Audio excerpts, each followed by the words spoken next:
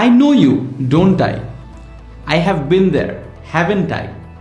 আমরা কখনো কখনো একটা অ্যাসার্টিভ বাক্যের শেষে একটা ছোট্ট লেজুর প্রশ্ন করে দিই। আমি তো এটা করছি, করি নাই?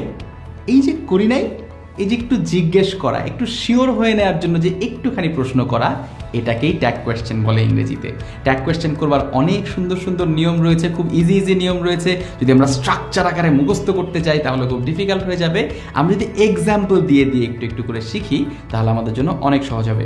এই ভিডিওতে এবং পরবর্তী আরেকটা ভিডিওতে আমরা ট্যাগ কোয়েশ্চেন্সের খুব সহজ কয়েকটা নিয়ম বর্ণনা করব এক্সাম্পল দিয়ে। প্রথমত যে একদম বেসিক নিয়মটা আছে সেটা হচ্ছে, আমরা যেই বাক্যটি ট্যাগ কোয়েশ্চেন করতে যাই সেই বাক্যে যদি কোনো অক্সিলিয়ারি ভার্ব থাকে, আমরা ট্যাগ কোয়েশ্চেনেও ঠিক ওই অক্সিলিয়ারি ভার্বটাই ব্যবহার করি। আর যদি কোনো অক্সিলিয়ারি ভার্ব না থাকে তাহলে আমরা ডু, ডাজ বা ডিড এই ভার্বগুলো ব্যবহার করে থাকি অক্সিলিয়ারি হিসেবে। আমরা একটু এক্সাম্পল দিয়ে বলি। যেমন আমি বলছিলাম, I have been there, haven't I? এই যে হ্যাভ বিন দেয়ার, এখানেতে হ্যাভটা কিন্তু অক্সিলিয়ারি ভার্ব, তাই আমি ট্যাগ কোয়েশ্চেন করতে গিয়ে এই হ্যাভ কথাটাকে নিয়ে গেছি হ্যাভেন্ট আই। হ্যাঁ, কিন্তু যদি আমি বলি আই এইট বিরিয়ানি ইয়েস্টারডে, এই বাক্যে অক্সিলিয়ারি ভার্ব নাই, তাই এইটটাকে আমাকে কি করতে হবে? ডিড, এখানকার ডিড নামক একটা অক্সিলিয়ারি ভার্ব কল্পনা করে নিতে হবে। মনে আছে আমরা এইটকে ভাঙা শিখিয়েছিলাম যে ডিড ইট, তাই তো? সো আমার এখানটাতে ওই ডিড নামক অক্সিলিয়ারি ভার্বটাকে কল্পনা করে নিতে হবে। I eight biryani yesterday, didn't I? I eight biryani yesterday, didn't I? অর্থাৎ আমরা যে অক্সিলিয়ারি ভার্ব আমাদের বাক্যে রয়েছে সেইটাকে আমাদের ট্যাগ কোয়েশ্চেনে ব্যবহার করব। যদি অক্সিলিয়ারি ভার্ব না থাকে তাহলে আমরা ডু, ডাজ, ডিড এই ধরনের অক্সিলিয়ারি ভার্বগুলো তৈরি করব। দ্বিতীয়ত, যদি মেইন ভার্বটি পজিটিভ থাকে অর্থাৎ অ্যাফার্মেটিভ থাকে তাহলে ট্যাগ কোয়েশ্চেন নেগেটিভ হবে। আর যদি মেইন ভার্বটি নেগেটিভ থাকে তাহলে ট্যাগ কোয়েশ্চেন অ্যাফার্মেটিভ হবে। খুবই সিম্পল।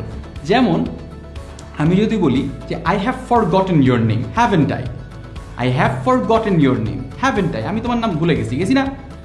অর্থাৎ এই যে আই হ্যাভ ফরগটেন, এটা কিন্তু একটা অ্যাফার্মেটিভ ভার্ব অর্থাৎ পজিটিভ ভার্ব।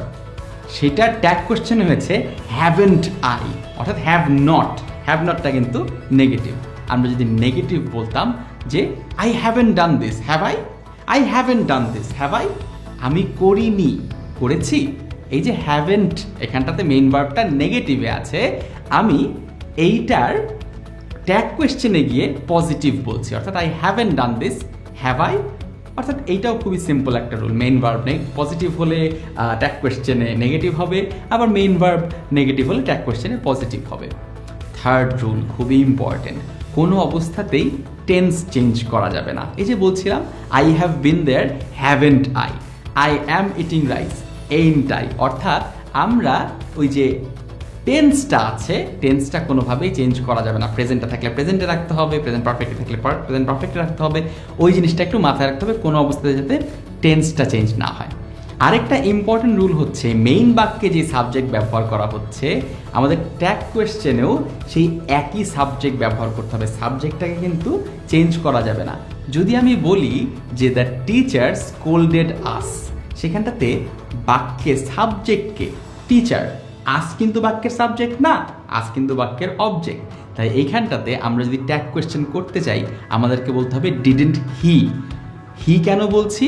কারণ আমরা ওই টিচারটাকে ডিনোট করতে চাই, টিচারটাকে নির্দেশ করতে চাই, এবং সেই কারণটাতে আমরা বলছি ডিডেন্ট হি। অর্থাৎ বাক্যের সাবজেক্ট এবং ট্যাগ কোয়েশ্চেনের সাবজেক্ট যাতে সেম থাকে। আপনি যদি বলেন যে ডিডেন্ট উই, তাহলে কিন্তু আবার হবে না। আরেকটা ছোট্ট জিনিস মনে রাখতে হবে যে আমরা ট্যাগ কোয়েশ্চেনে যেই প্রোনাউনটা ব্যবহার করছি, বেশিরভাগ ক্ষেত্রে কিন্তু প্রোনাউনই ব্যবহার করা হয়ে থাকে, তাই না? আমরা বললাম যে the teacher scolded us, didn't he. হ্যাঁ, Rakib forgot to bring the cake, didn't he. অর্থাৎ আমরা কখনো ডিডেন্ট রাকিব বলি না, ডিডেন্ট টিচার বলি না, প্রোনাউন ব্যবহার হয় সাধারণত।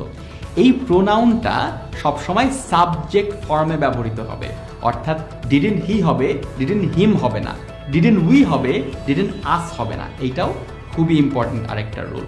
ট্যাগ কোয়েশ্চেনের পরবর্তী নিয়মগুলো বর্ণনা করা হলো পরবর্তী ভিডিওতে।